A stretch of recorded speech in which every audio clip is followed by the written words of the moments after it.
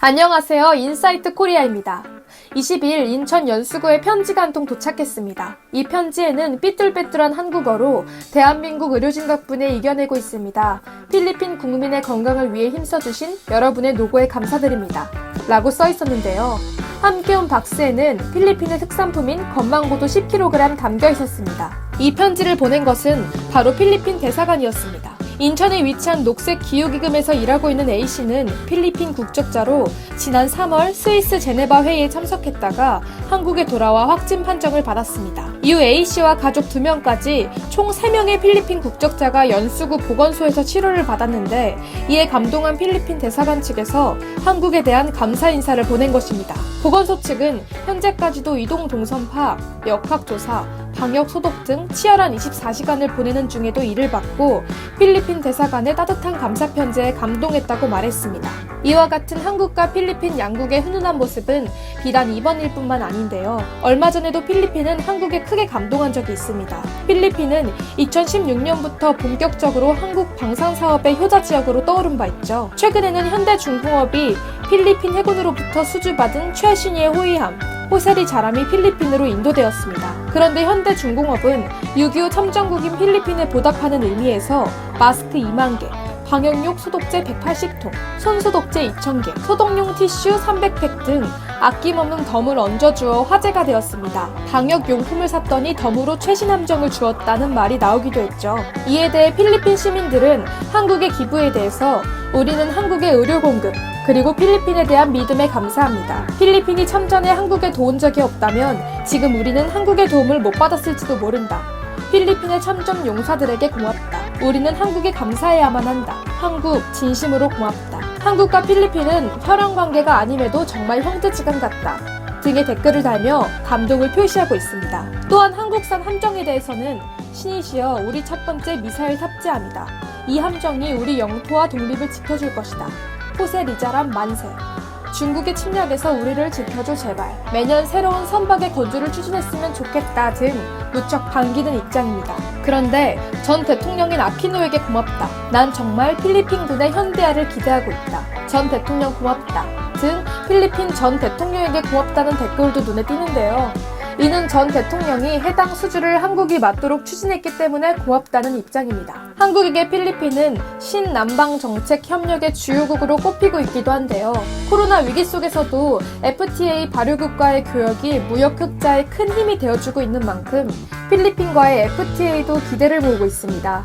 한국과 필리핀의 FTA는 올해 4월에 타결 예정이었으나 팬데믹으로 인하여 11월에 최종 타결하기로 연기된 상태입니다. 이러한 연기에도 불구하고 필리핀의 라몬 로페즈 통상산업부 장관은 방금도 한국의 유명희 통상교섭본부장과 화상회의를 했다.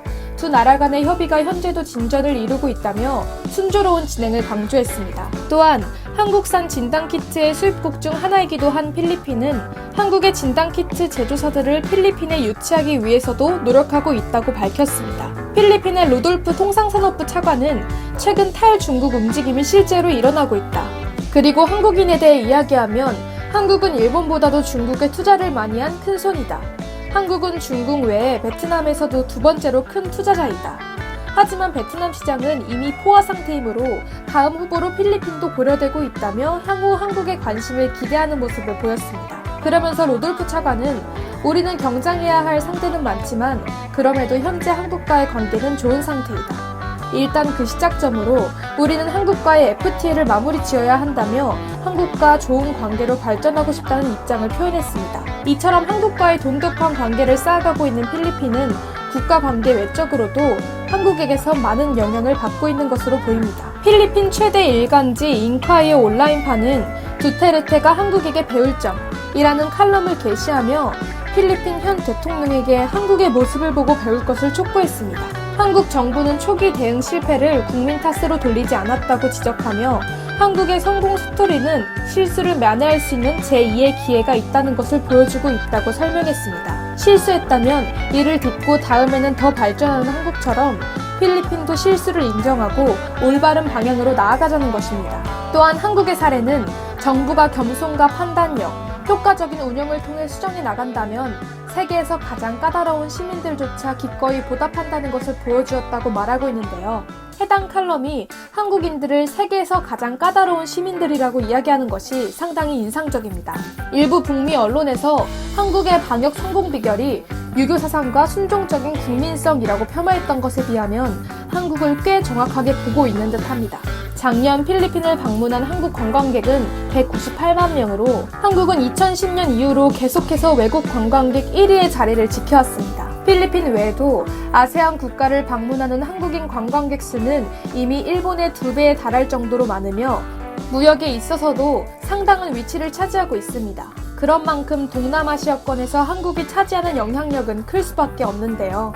게다가 나날이 높아지는 K-팝과 K-드라마의 위상으로 특히 젊은 세대들은 한국을 극호하는 국가로 인식하게 되었습니다. 단적으로 넷플릭스 순위만 보아도 한국 드라마가 아세안 국가들의 1위를 차지하고 있는 경우가 많습니다. 이러한 아세안 국가들이 향후 성장해 나갈수록 한국은 국가 브랜드의 수혜를 톡톡히 받게 될 것 같습니다. 이러한 문화 현상의 결과 중 하나로 한국 관광 선호도는 이미 동남아시아 국가들에서 매우 높은 편입니다. 그리고 그 중에서도 필리핀은 인도네시아, 베트남보다 더 높은 선호도를 기록하며 한국에 대한 관광 선호도가 가장 높은 나라로 나타났습니다.